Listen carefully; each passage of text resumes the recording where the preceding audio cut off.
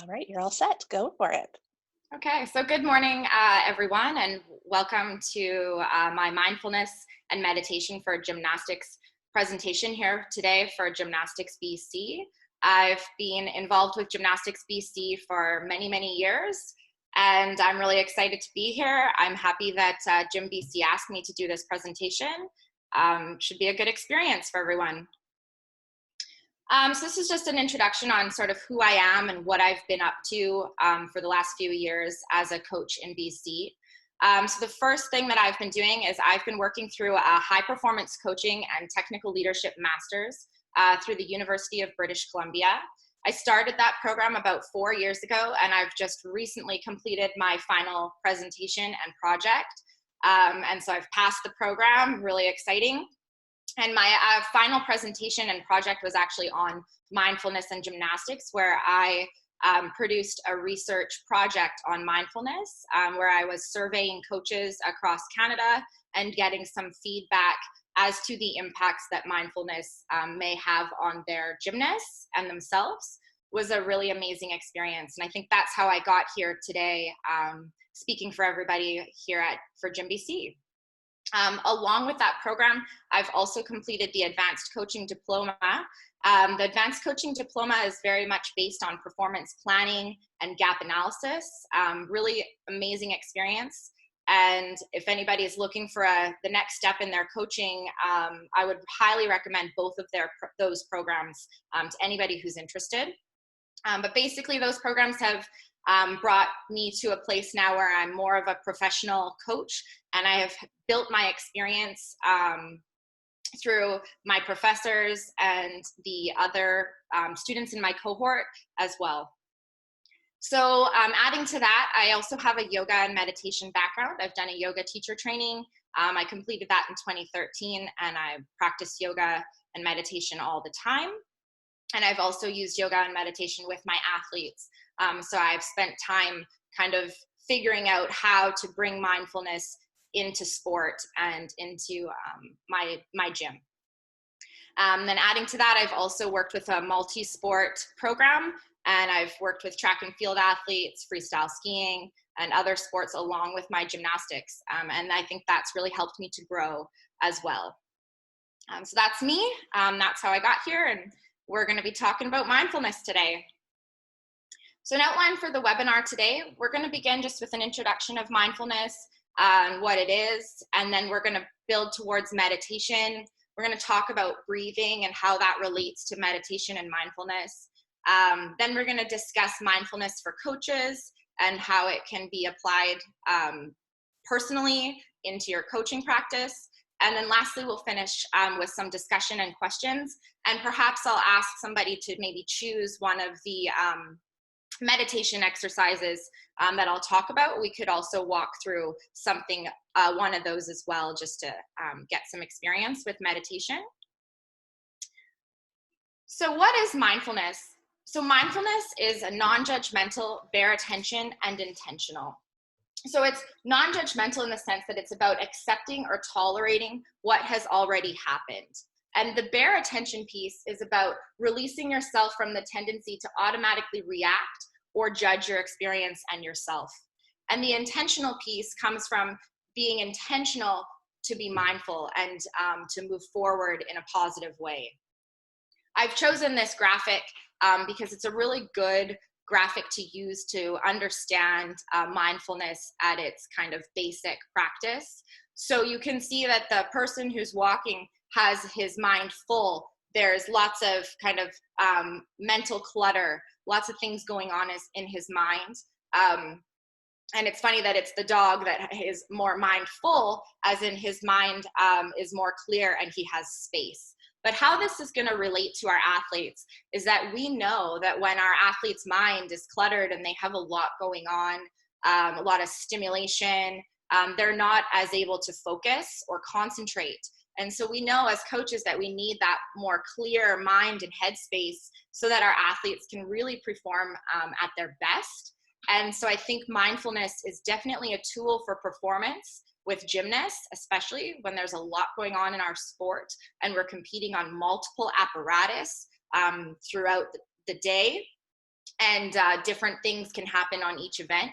So this is where mindfulness can be really important in our sport and really valuable. So what is meditation? So meditation is a formal approach to train the mind in a particular way. It's about training attention and awareness and achieving a mentally clear, calm, and stable state, and emotionally calm and stable state. Meditation is a spectrum. So this graphic, you can see the little people are basically floating in the kind of textbook meditation position, the position that we usually know as someone who's meditating. Sitting cross-legged with the back up tall and straight, eyes are closed, hands are soft, and they're just sitting calmly meditating. So, but what I want to talk about is that meditation doesn't always have to look like that.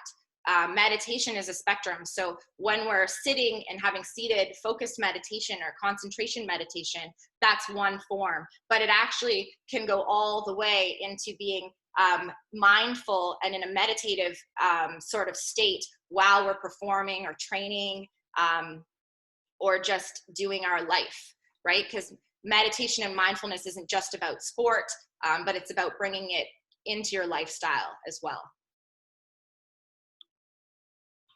So today my presentation is on mindfulness meditation training for sport.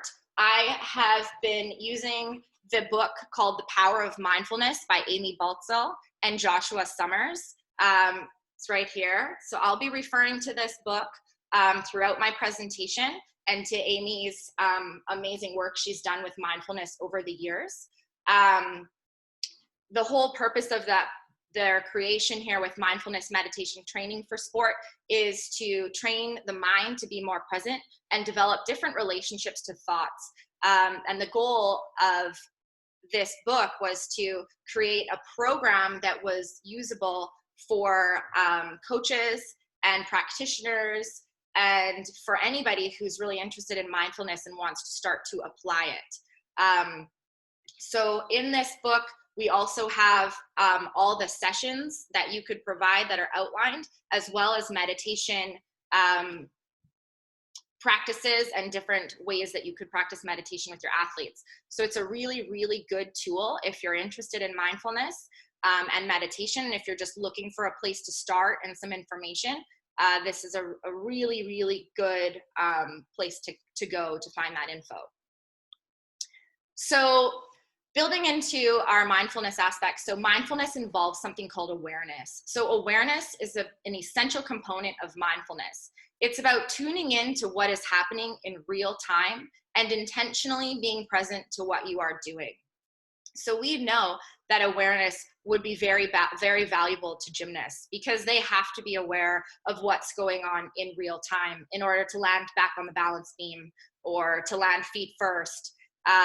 Or to know that they are too far from the bar in their release move, and they need to be making a conscious decision in that moment to change their landing pattern and land in a safe position. And that's really what being mindful and being aware is about. Then we move into the acceptance portion. So acceptance is having the courage to meet reality as it is. It's about facing the actuality of a situation, and it empowers you to see your options. So in this book, Amy outlines what acceptance is not. So it's not about giving up, accepting, oh, I've lost, I'm over it. It's not about giving in, thinking, okay, I'm giving in to my negative thoughts, whatever that might be. And it's not about being soft or not about being complacent. So we just have to remember that acceptance is about that courage to meet reality as it is, accepting, all right, I fell off the beam. I need to get back on and perform as strong as possible. And it's that mindset of being able to get back on and persevere in that moment at your best instead of disconnecting and disengaging, bringing yourself down, right? And then changing how you would move forward. So mindfulness and acceptance with mindfulness is about that courage and facing the situation. So moving into something called clarity, decentering, and labeling. And this may be a little bit confusing. It even took me a really long time to start to understand this whole process. But what mindfulness can create is this pattern in an athlete. So first off, they're creating clarity. So they're becoming more aware of what is working, what is right and good about your training or how you perform. Clarity is also not just about better understanding of what is wrong, but about what is going right. Maybe being clear on, okay, I know that when I'm really tight at this moment, it does make a big difference. So I have to be present at that moment and clear with what I'm doing. Decentering is about creating space between the thought and our automatic reaction, which is something that takes practice. Okay, it's about it reflects witnessing your thoughts as well, noticing those thoughts going by. Okay, I'm angry that I fell off the beam today, and then choosing to respond differently. So that's what decentering is. It's that moment between the thought and our automatic reaction. So then we move into something called labeling, and this is really maybe challenging to teach athletes. We might not want to use these big words like decentering, but we can bring it down, right? And we can try to train our athletes to recognize when the thought occurs and then take that moment to decide how we're going to react. So the labeling portion is a practical way to decenter from your thinking and feelings. And it's a way to identify what you are feeling and then allow those feelings to wash over you. So an example of labeling and decentering would be having the thought that you are upset of falling off the beam. In that moment, you would label, I'm upset, I feel angry. And then you're then identifying, okay, I know this feeling, I know it's okay, it's gonna happen for a moment here. And then you refresh, you let it wash over you, and then you're able to move forward in a mindful way into your performance or your training or your day, whatever that might be.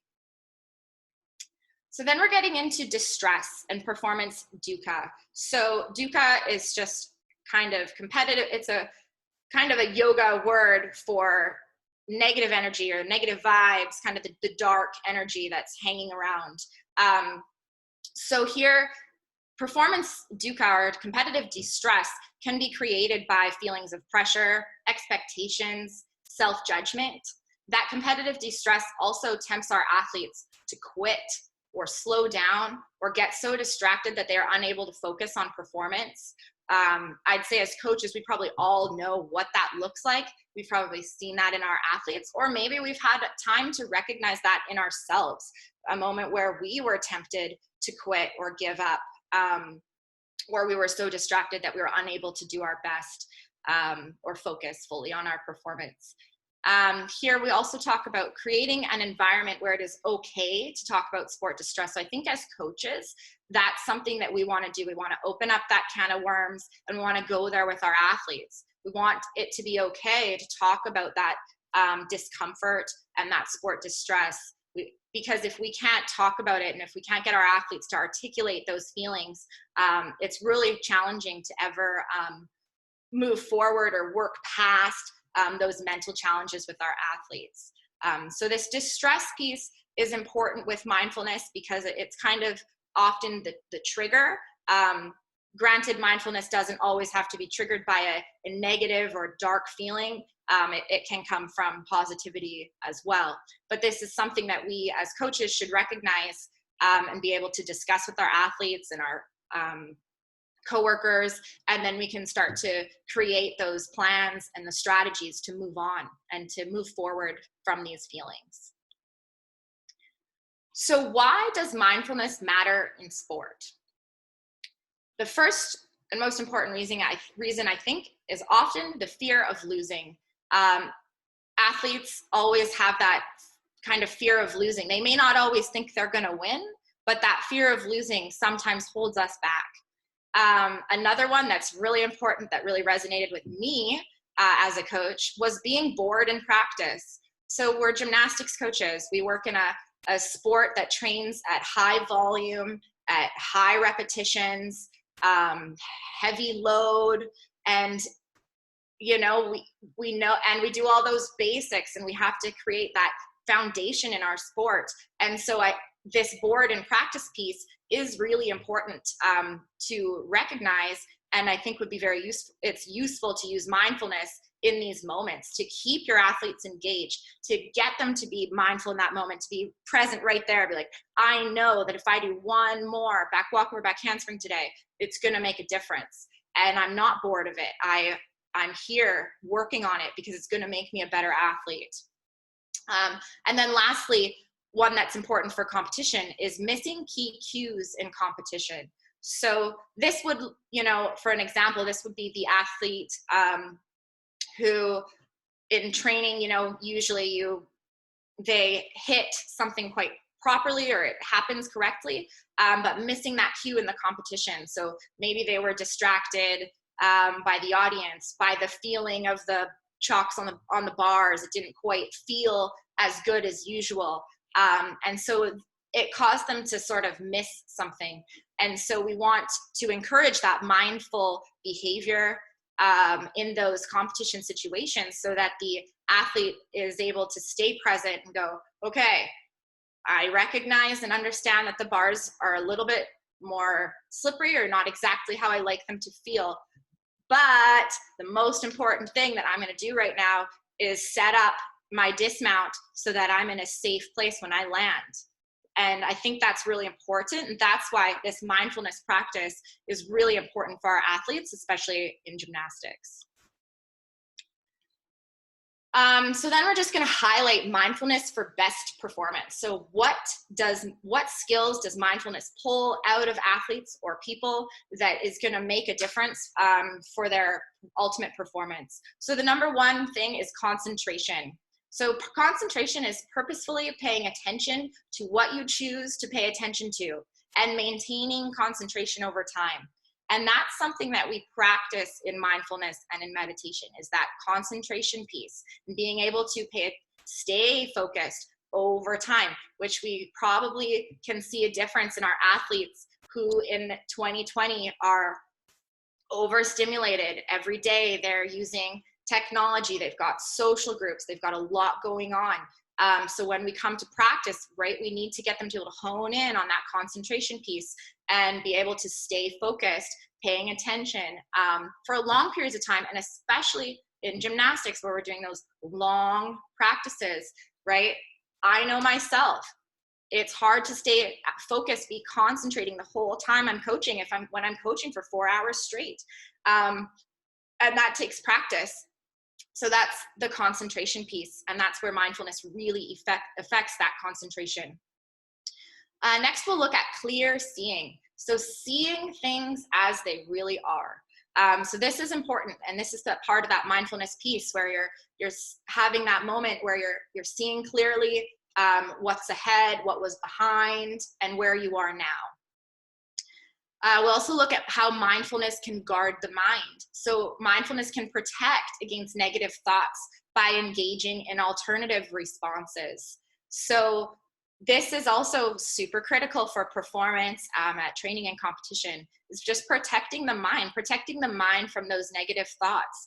I know I've had athletes that I wish they could have had more of this, where they could be mindful and truly have that self-compassion to protect themselves from their own negativity, their own negative thoughts that are just spinning around. And as a coach, you're stuck because you can't change what's really happening within their mind or in their mindset. So that's where mindfulness becomes really valuable as a coach and as something that you can deliver with your athletes, because the athlete, the person themselves has to start to understand that process and then want to make those psychological changes so that they are engaging in those alternative responses. Balancing the mind. So this is about having a balanced perspective on what is happening. So just staying calm and just experiencing what's going on around you, and not being too aroused or too low, right? You're balanced mentally. And so that's kind of the ideal piece. So we're talking about mindfulness for best performance, and how these 4 things, concentration, clear seeing, mindfulness, guarding the mind, and balancing the mind, can be very beneficial to bring our athletes to their best performance. So then we're going to talk about the breathing piece. So if anybody has participated in meditation on their own, or maybe in a yoga setting, or through a book or some reading or some maybe podcast or some way, we'll learn that breathing is really, really critical for the meditation and the mindfulness piece. So what we know is that breath is our life force energy. Without breath, we wouldn't be here. So it's the most important thing that we have, and it's something that we can always come back to. You can always come back to your breath. It's always there for you. That's something that we should be thankful for. And then breathing can help with concentration and centering, and it's constant. So it's always there, and it's always something you can turn back in, you can turn to for support when you need it. I've added just a very simple breathing meditation here that I think we could go through. And this is a very introductory way to get some breathing exercises happening with your athletes or with yourself. So we can go through that step. So this is about, you would instruct to get comfortable. You can lie on your back in bed or on the floor with a pillow under your head or knees. The reason that for this particular exercise you would be on your back is because you want to have one hand on your belly, because we know that when we're babies, we breathe into our whole stomach and our whole diaphragm moves. And then as we get older and as we age, we start breathing higher up in our chest. We're not as practiced with that experience of breathing full into the diaphragm and into the whole stomach area. So then what you would do is focus on breathing in through your nose, letting your belly fill with air, and then breathing out through your nose. And this is where we would place one hand on your belly so that as you breathe in, you feel your belly rise and lower, okay? And then you would repeat this for 3 more full, deep breaths. And we can practice this with our athletes. We can maybe lay them down at the end of practice when everything's over, when all the hard work and the sweat and the tears is done, right? We can lay down, we can have this moment to just feel and recenter.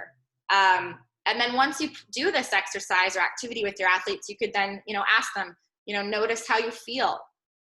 Do you feel more relaxed? Do you feel refreshed? And then you can go from there. So bringing that breathing part into your coaching and into your training, I think is really valuable. And it's just as simple as that, just as simple as breathing. And that's just your base for any type of meditation practice or mindfulness that you might build towards. So flow and flow state. Flow is having that ease of movement with mind and body. It's focused and purposeful. It's confident, connected, and committed to your performance, satisfying and ecstatic type of engagement, and it's quality of your internal experience. So flow state is something that we know quite a bit about. It has shown up in sport research and literature for many, many years. And probably we've seen it in our athletes or we've felt it in ourselves when we hit that flow state. And flow state isn't physical. It's not about, I feel so strong. I'm not sore today, so everything's moving good. Flow state is about this last one on the list here. It's about quality of your internal experience.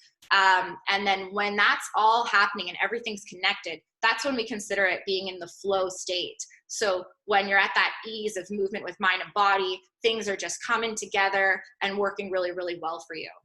So mindfulness, meditation, these tools, they allow for athletes or coaches or humans to get into this flow state where we can perform stronger and we're present and we're engaged with that performance. So coaches and mindfulness. So this is something that was really important. So in my final project, I was looking at the impression that coaches had of mindfulness practice with their athletes. And also in the literature and in the research, there's a lot of information on how coaches are so critical for any psychological skill. Because what we know is that athletes learn most psychological skills and practices from their coaches, especially in our sport of gymnastics, when we're an early development sport and we're working with athletes from a very young age, and then we're building through. And if you're fortunate enough as a coach, you may get some years with an adult aged athlete or a more mature mind, but that's not guaranteed for us in our sport. So what we know is that the psychological skills are coming from the coach, that day-to-day person that they're spending a lot of time with. So that's why it's so important that coaches are educated and have a lot of practice with these psychological skills and are understanding how to interpret them and how to provide that information to all the different age groups as we progress. And that's something we can talk about at the end, because I know that lots of us are not coaching 15-year-olds. Maybe we're coaching 10-year-olds or 8-year-olds all the time, and we're trying to explain what mindfulness might be to an 8-year-old, and that looks totally different than what we would be saying or explaining to someone who's 15 or 16. And to be honest, there's not a lot, probably no information on to really bring mindfulness into 8-year-old athletes.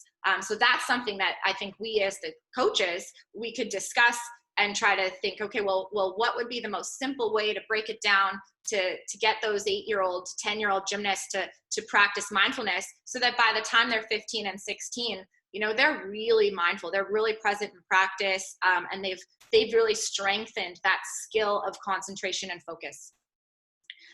So we know that coaches are able to enhance buy-in from athletes in a mindfulness program. So if anybody is interested in maybe you hire a mindfulness practitioner, or you bring in a yoga teacher, or a sports psychologist, what we know from the research is that when the coaches are participating in those activities, it makes a big difference to the buy-in from the athletes. Athletes are more likely to show up, they're more likely to participate, and they're more likely to learn. And then what happens when coaches are participating is the coaches are receiving the information as well, and then they are able to bring it deeper into practice and keep it constant in their day-to-day.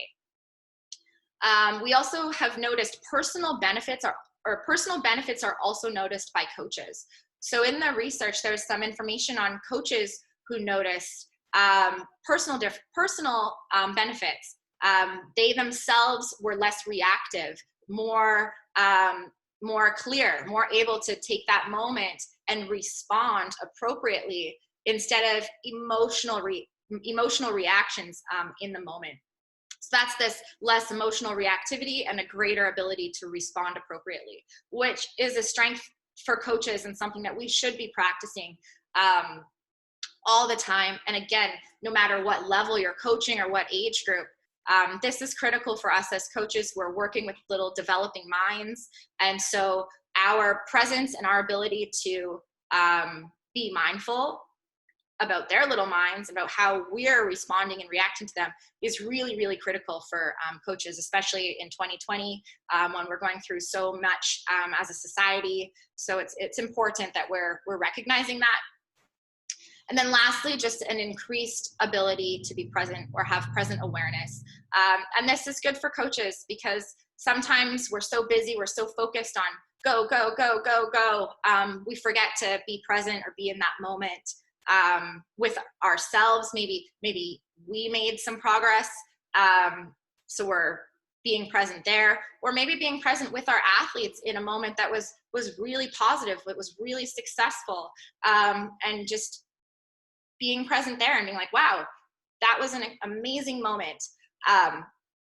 Yeah, so this is why the coaches and mindfulness piece is really important. I'm trying to kind of bring it together throughout this presentation so that we're understanding that mindfulness is a skill and a tool that we can use with teaching our athletes, but it's also something that we should hold in our own hearts to develop ourselves as professionals. Okay, so this Power of Mindfulness book has 6 modules. It's it's created to be a 6-week program that you could do with your athletes. Each week each week is a module, and they're broken into 2 parts. So module 1 is Mindfulness Introduction. So this is where if you were going to do a simple mindfulness meditation training in sport and do a few sessions with your athletes and try to build it some things that you could do. One, we want to introduce the concept of mindfulness and the application to sport.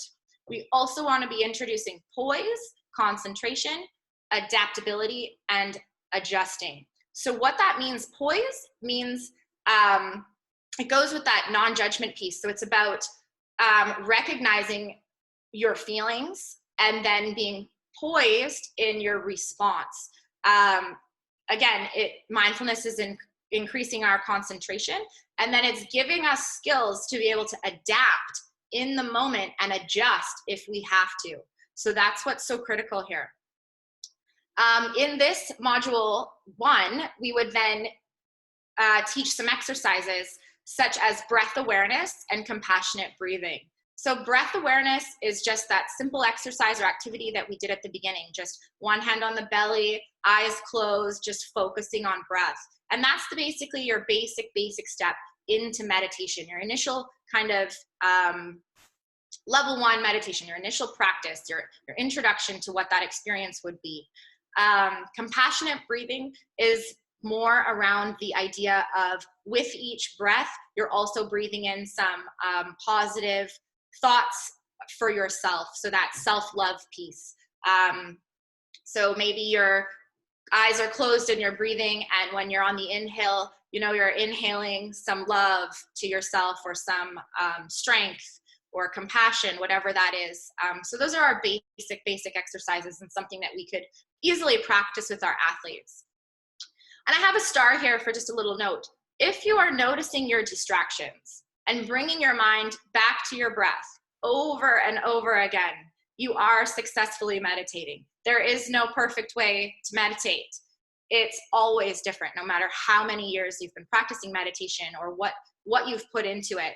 And it's different for everyone. And so that's a really critical piece and important to understand, and maybe something to teach your athletes. It's not about having that clear thought bubble with nothing in it for 20 minutes, right? Because that's very hard to do.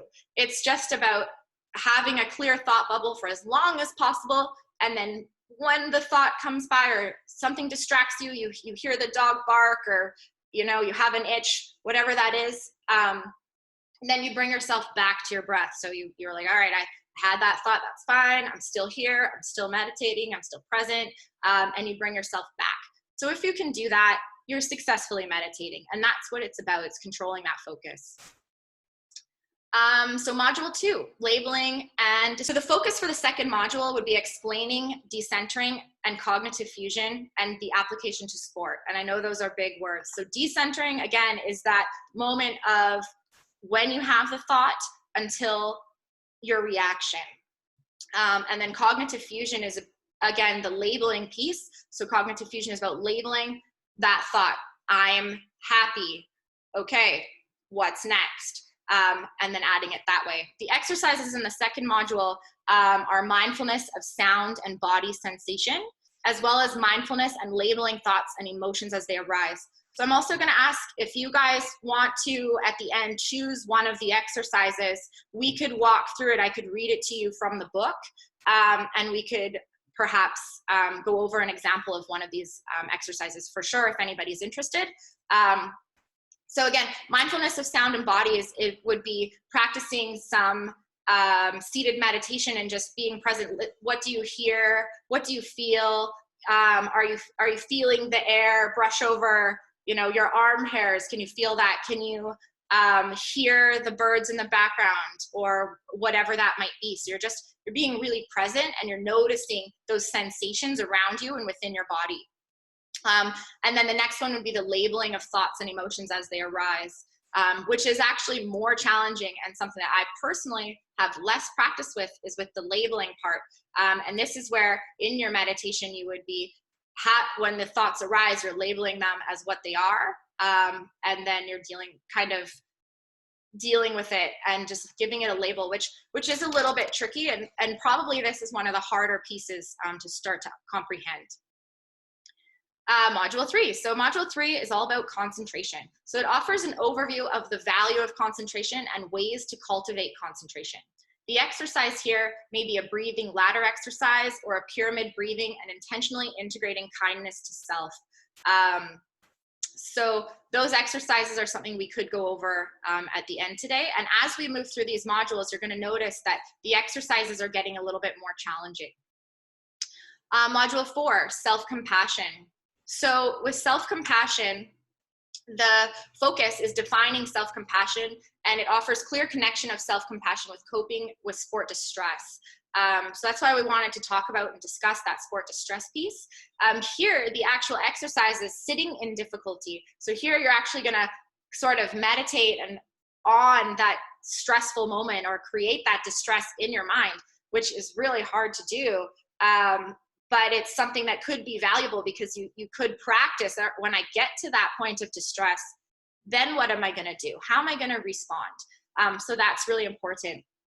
And then one for me, one for you meditation is really quite lovely, but it's an idea of on your breath, your first breath, the thoughts are going to yourself for self-compassion. And then on the next breath, you're actually breathing that love or compassion into someone else or something else that you think might need it. Then we move to module 5, which is about self-regulation. So the focus here is offering an introduction of the importance of self-regulation.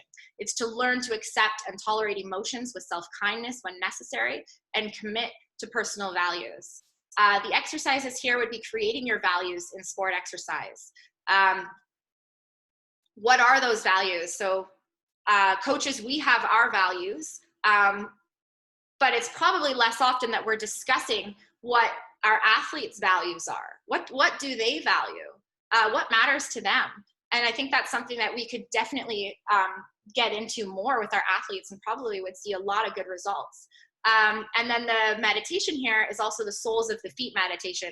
And this is actually when they start to bring movement into the mindfulness and the meditation, because like I said, it's a spectrum. So mindfulness and meditation isn't about just sitting in the meditation position. It's about bringing that behavior and bringing that mindset into movement. And that's how we're applying it in a sport situation and sport setting. So soles of the feet meditation, it's something we could do in the gym, absolutely.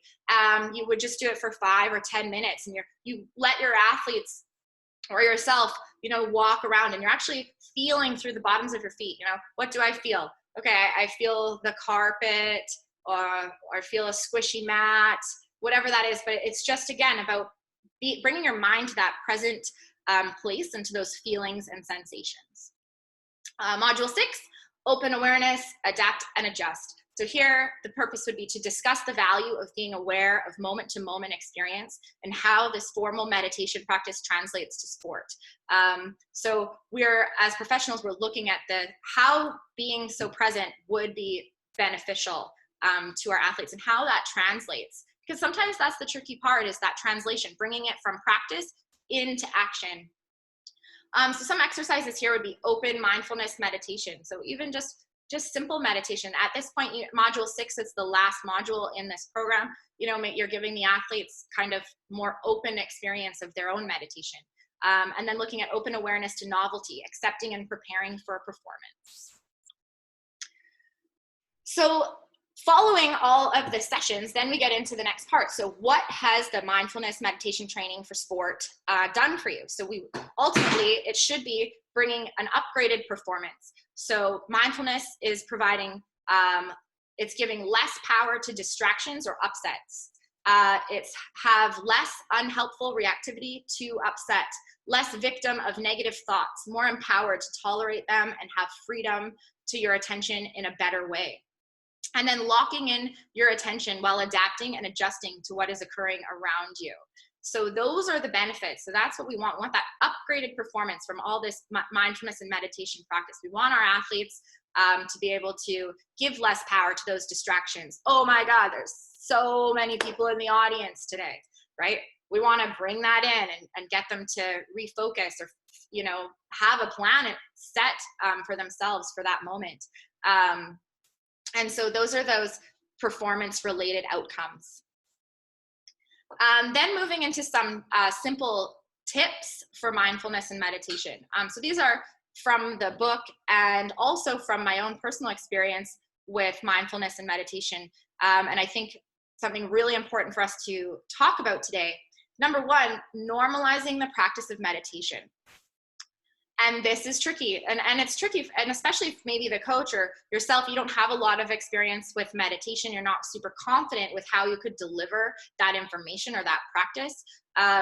But you got to just start somewhere, and know, especially that the kids that you're coaching, they don't know what perfect meditation is or perfect delivery of a mindfulness session would be. So just do your best. As long as you're understanding the concept, and you're providing some information, I think that would be great. So I want to normalize the practice of meditation. And this is something from my own personal experience, is very interesting. So I've had athletes where when I first introduce some meditation or mindfulness, it's at the end of a yoga class and it's during Shavasana. And when I first introduced it to the athlete, this particular athlete would always, I could see she would be moving and twitching and things going on. And maybe she was thinking this number two, that athletes are thinking they're bad meditators. Maybe she was like, I'm not very good at this. But what was amazing to see was that over a few sessions and some practice, she herself was able to recognize this moment of meditation. This is relaxing. This is a moment for myself. This is a moment for me to just be here, proud of who I am and what I've accomplished. So I think that's really important. So we want to just identify and just tell, like, there's no bad meditators. There's no wrong way to meditate, or bring mindfulness forward.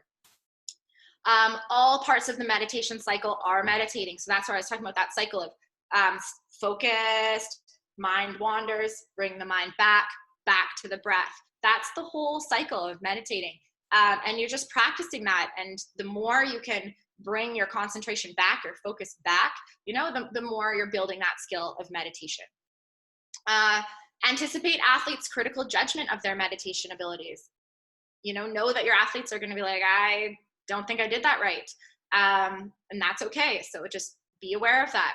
Another really important tip is to provide short sessions. Don't draw it out or make it long and boring. We don't want it to be boring. So we want to have quick, kind of exciting meditation or mindfulness sessions where the mind can be really involved, and then it starts to learn. Next, the connection between mindfulness and self-compassion exercises and performance is essential. So as the person delivering that information, we're making sure that the athletes understand mindfulness, and self-compassion and how that's affecting their performance. And then we're looking at make the experience as physically comfortable and nurturing as possible. So this is a good tip for mindfulness and meditation, because you have to be in a place where you feel comfortable to close your eyes and to relax. And if you're not in a physical space where you're comfortable to do that, it's not going to be very possible to engage in those the mental processes of mindfulness or meditation. So if we are teaching our athletes, bringing this into our day-to-day practice, we want to make sure that the experience is comfortable and nurturing. And then last, be prepared for resistance. So just know that there will be some pushback with athletes and or people who are learning about this, and that resistance is normal and natural. And it's just something that we want to kind of be aware of. Okay, so conclusions. So one thing is, you do not have to meditate to be mindful. What we know is that mindfulness creates less reactivity. It creates more concentration. It enhances the ability to deal with whatever shows up. It can normalize unpleasant feelings. And that's something that's sort of interesting, but that we should talk about, because normalizing unpleasant feelings, it's not about unpleasant feelings being something that we want to happen all the time, but it's more about normalizing that we are human. We're going to have unpleasant feelings. We're going to have feelings of frustration, of being discouraged, whatever that might look like. So we want to open up that conversation with our athletes or with our coworkers, whoever we're working with, and we want to normalize that, and then be able to talk about it, just like the competitive distress. Looking at the ability to overcome negative thinking and emotions. So that's where mindfulness becomes very critical and valuable to performance, especially for gymnasts. So it's that ability to overcome the negative, thinking and emotions, because, you know, we can have those negative thoughts nagging at us along with the emotions that go with it, the tears or the upset. So we want mindfulness to be able to, boom, click in, provide that time, that decentering moment where you have the thought, you feel the emotion, and then you have time and tools. You've practiced that experience so that you're able to control those negative thoughts and emotions. And then lastly, it's just about an increased commitment to sport relevant focus. And that goes probably into the board and practice piece, or anything along those lines, just reiterating those values with your athletes, as well as your commitment to sport and to that relevant focus of being present and there. So yes, so that's my whole presentation on mindfulness and just some tools and some ways that we can use it. So now I will open it up for some discussion. So how are you using mindfulness with your athletes? Something I'd be curious to know from the coaches on this call. In what ways have you noticed mindfulness could be valuable, either to yourself or to your athletes? And then I'd like to know, do you use mindfulness as a coach to be a better coach? What does that look like? And then feel free to add any questions or anything like that that you also have throughout this discussion piece. And yeah, so I will open the floor for some questions. If anybody wants, you can just put your video right on, and or you can put them in the chat box. So that's totally up to you. If you have comments, I'd love to hear it. So I see some people that I know on this list, so I feel like anybody can speak up if they'd like to.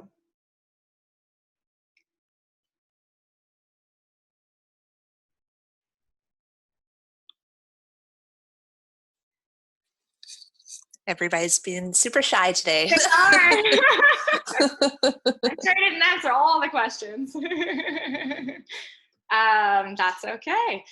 So just as well, I've also included a references page, and these are the references and the books and journals that I've used to kind of create this presentation, to build this information personally that I have on mindfulness. And yeah, so I really encourage any coach to get into it, to be open. Comment, schools are pushing mindfulness, and it is an important topic, and I think we can push the athletes more than we know. Thanks, Lisa. Yes, absolutely. And I think they are smarter. They definitely can take on more information than we think.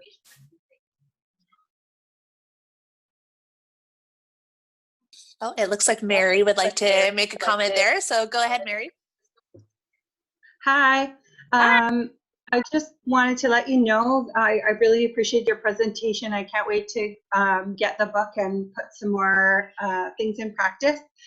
I also just wanted to share the one big piece of mindfulness that I use in the gym, and I'm just talking about advanced recreational athletes and recreational athletes that I work with. Awesome. Is that we are very conscious of our language in the gym. And one of the things, and I think a lot of coaches use positive language practices, and that you know, we're not allowed to use the word can't. It's a swear in my gym, and it's not that I'm asking them not to be negative at all. It's just that we want to reframe their thinking, so that instead of saying I can't do something, we say we're still working on it, or I need help with this, or I'm still developing that skill. And so I'm really practicing those positive phrases and how to think positively in the gym, and that can be really helpful and help them be mindful of the way that they're thinking about themselves. Absolutely. Totally. That's great. And that mindfulness practice as a coach is so critical, because you have to be mindful to catch those moments or those language when necessary. Thank you for sharing.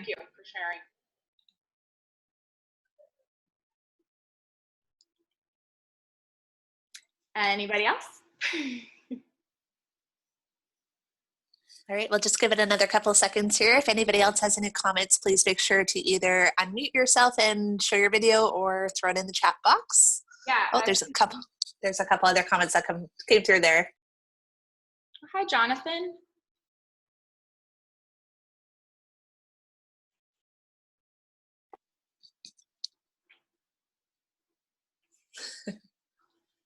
Okay, so I think everybody has access to see those chat boxes there, and it looks like there's just a couple of comments. So yeah, if everybody's finished up with the questions there, I think we can probably wrap up for this session. So thank you so much, Jessie, for being a part of our webinar series. We really appreciated the topic you were chatting about here.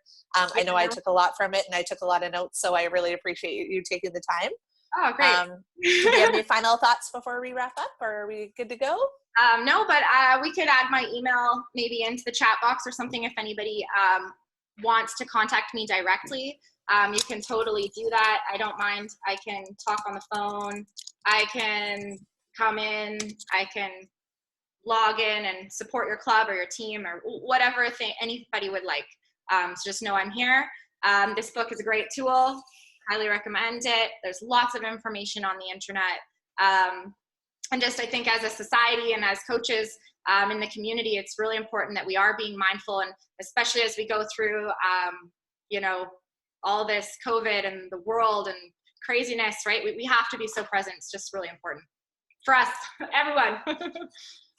Perfect, so thank you. perfect. Thanks for coming. So just to let everybody know, we did record this session. We'll take a couple of days to convert it, but if you do want a copy of it, you can send me an email to coaching@gymbc.org, and I'd be happy to share it with you.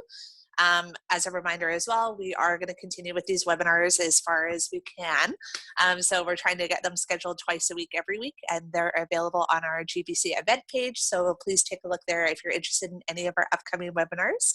And yeah, if you have any questions for Jessie, you can either send them directly to her or to myself as well, and I'll make sure to connect you guys following the session. So thank you again for being a part of this webinar today, Jessie, and all of our participants, and have a great rest of your day. Yeah, you too. Thank you.